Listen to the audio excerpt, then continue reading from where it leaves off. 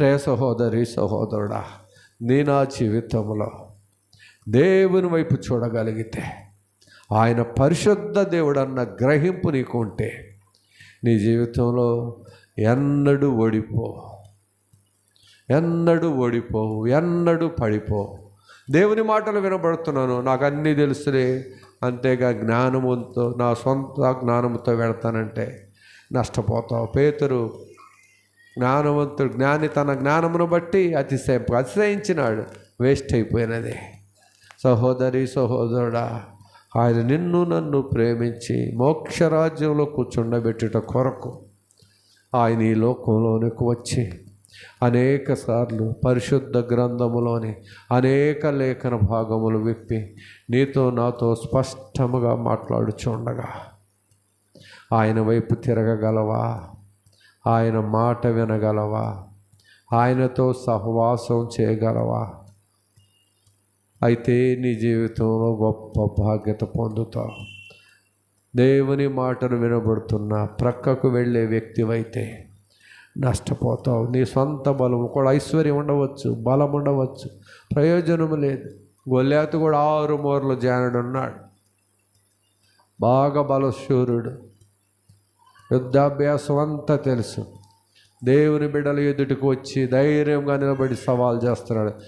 ఇశ్రాయేల్లో ఒక్కళ్ళు రండి, ఎవరైనా ఒక్క నన్ను జయించండి, మేమందరం మీకు దాసులుగా అవుతాం. బళ్ళెం పట్టు మోసేవాడు ఉన్నాడు, నడుస్తూ ఉన్నాడు, యుద్ధ కవచాలన్నీ ధరించుకున్నాడు. సౌలు రాజు కూడా భయపడినాడు, ఇశ్రాయేలు అందరూ భయపడిపోయినారు. సహోదరి సహోదరుడు, నువ్వు దేవుణ్ణి కలిగి జీవిస్తే నువ్వు ఎవ్వరికీ భయపడవు. నీకు వ్యతిరేకముగా ఉన్నది ఏది కూడా వర్ధిల్లదు, ఎవ్వరు నిన్నేమి చేయలేరు. సహోదరి సహోదరు, అయితే ఒకవేళ ఈ లోకంలో ఏమైనా జరిగిన, ఏమైనా చేసినా దాని గురించి నీవు చింతించవద్దు. నీ దేహమును చంపిన తర్వాత మరేమి చేయలేని వానికి నీవు భయపడవద్దు. సహోదరి సహోదరుడా, దేహమును ఆత్మను రెండిటిని నరకమునకు అప్పగించడానికి భయపడు. ఆయన వైపు చేతులెత్తు, ఆయనతో సహవాసం చేయి. సవాలు విసురుతున్నాడు, నాకు బలం ఉంది, నేను శూరుడును. వాక్యం ఏం చెబుతుంది? సూర్యుడు తన శౌర్యమును బట్టి అతిశయిస్తున్నాడు. నేను బలవంతుడు, ఒక్కళ్ళరండి. సౌలు రాజు కూడా భయపడుతున్నాడు. అయితే దావీదు తన తండ్రి మాట చొప్పున యుద్ధ భూమికి వెళ్ళినాడు. తన అన్నల సమాచారాన్ని తెలుసుకుంటకు, అన్నలకు ఏవో తిరు పదార్థాలు ఇవ్వటం కొరకు తండ్రి పంపించిన మీదట వెళ్ళినాడు. ఆ ఆహార పదార్థాలు ప్రక్కన పెట్టినాడు. ఇవన్నీ జరుగుతున్నాయి, చూస్తున్నాడు. చూస్తూ ఉంటే ఏంటిది అంటే చెబుతూ ఉన్నారు.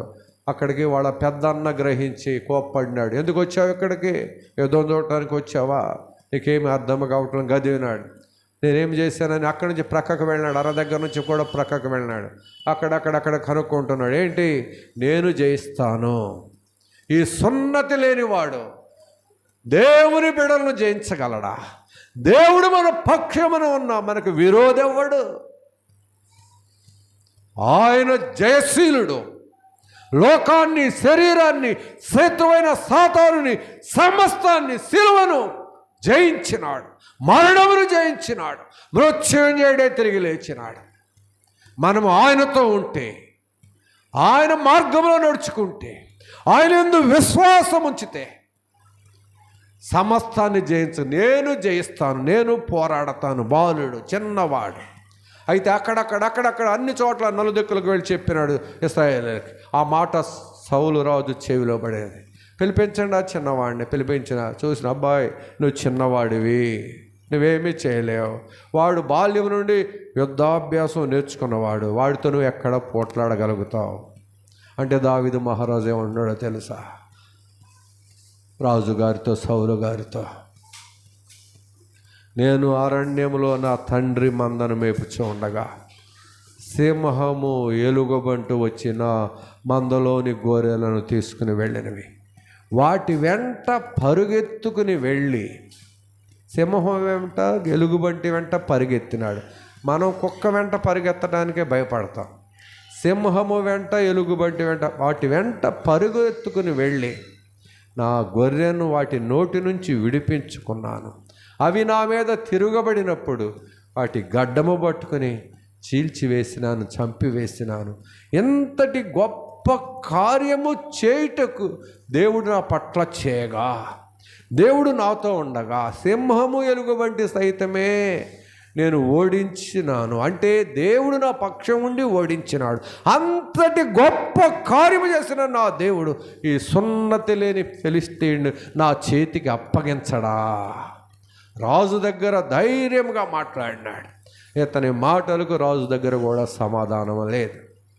అయితే పిలిచినాడు. యుద్ధ కవచాలన్నీ గొల్యాతికి ఎలా వేసినారో దావీదు కూడా అలా తొలగించినాడు.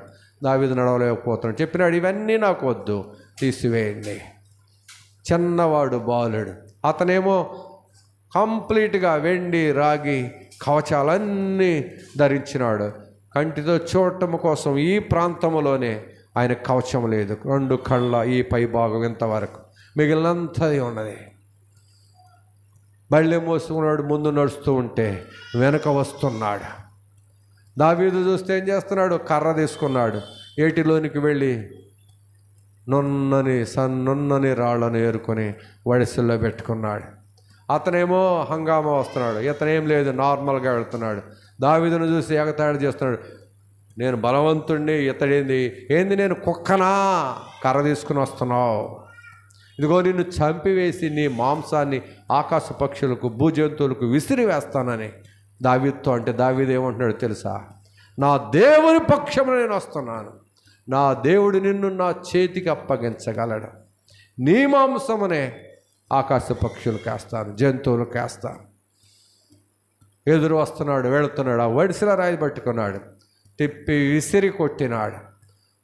ఎట్లా కొట్టినాడు? యుద్ధము యెహోవాదే. యెహోవా ఇల్లు కట్టించని ఎడల దాని కట్టువారి ప్రయాసము వ్యర్థమే. యెహోవా పట్టణమును కాపాడని ఎడల దాన్ని కావలి కాయువారు మేల్కొని ఉండుట వ్యర్థమే. సహోదరి సహోదరుడు, దేవుడు లేకపోతే అంత వ్యర్థమే. దేవుడు కలిగి ఉంటే సమస్తము సాధ్యమే. సహోదరి సహోదరుడా, యుద్ధము యెహోవాదే. అంతే. అందరూ చూస్తున్నారు, ఇశ్రాయేలు అందరూ చూస్తున్నారు, ఫిలిష్తీయుల సైన్యం అంతా చూస్తున్నది, ఇరు ప్రక్కల సైన్యములు చూస్తున్నారు. వడిసెల రాయి విసిరినాడు. దావీదు విసిరినాడా? దావీదుకి ఆ కరెక్ట్గా సూటిగా ఆ కవచం లేని ప్రాంతంలో కొట్టగలడా? సహోదరి సహోదరుడు, దావీదు హస్తములో దేవుని హస్తం అన్నది. దావీదు యొక్క హస్తమును దేవుడు బలపరిచినాడు. అంతే. ఎక్కడ తగలవలనో అక్కడ తల్లి కుప్పగూలిపోయినాడు. శూరుడు తన శౌర్యమును బట్టి అతిశయించకూడదు. నీ బలము, నీ శూరత్వము, నీ ఐశ్వర్యము, నీ ధనము, నీ జ్ఞానము ఎందుకు పనికిరావు దేవుడు లేకపోతే? దేవుణ్ణి కలిగి జీవించినావా? దేవుని పేరిట ముందుకు వెళ్ళినావా? దేవుని మార్గంలో నీవు నడిచినావా? యేసుక్రీస్తు వారిని నీ హృదయంలోనికి ఆహ్వానించగలిగినావా? ప్రియ సహోదరి సహోదరుడా, నీ భాగ్యత ఎంతో గొప్పది. అంతే. ఆ రాయి తగలగానే ఒక్క బార్లుగా పడిపోయినాడు. పరుగున వెళ్ళి అతని మీద నిలబడి అతని వరలో ఉన్న అతని కత్తినే తీసి, ఇతని దగ్గర కత్తి లేదు, అతని వరలో ఉన్న అతని కత్తిని తీసి తల నరికి వేసినాడు. ఆ తల పట్టుకుని బయలుదేరి వస్తూ ఉంటే కేకలు వేసినారు ఇశ్రాయేలు అందరూ. ఫిలిష్తీయులు పారిపోయినారు, తరిమినారు. సహోదరి సోదరి, ఎంతటి అద్భుత కార్యం! అంత సైన్యములో సౌలు రాజుతో సహా అందరూ భయపడినారు. ఎవరు ఎదిరించిన? బాలుడైన దావీదు ఎదిరించగలిగినాడు. నీవు దేవుణ్ణి కలిగి జీవించే వ్యక్తివైతే, ప్రియ సహోదరి సహోదరుడా, దేవునితో సహవాసం చేసే వ్యక్తివైతే గొప్ప భాగ్యత పొందుతావు. అంతేగాని నీ సొంత జ్ఞానముతో, బలము చేతను, శక్తి చేతను కాక నీ ఆత్మ ద్వారానే సమస్తమును దొరుకుతాయని భక్తుడు సెలవిస్తున్నాడు. నీ బలము చేత, నీ శక్తి చేత, నీ నోటి మాటల చేత ఏమీ జరగవు. కానీ దేవుని ఆత్మ ద్వారా, దేవుని యొక్క ఆత్మతో నీవు నడిపింపగలిగిన మనిషినివైతే, సహోదరి సహోదరుడు, సమస్తమును ఆయన నీ పక్షము నుండి నెరవేర్చే దేవుడై ఉన్నాడు. అయితే ఆయన పరిశుద్ధ దేవుడు. ఆయన పరిశుద్ధతను నీవు పొందాలి. ఆయన కొరకు జీవించాలి.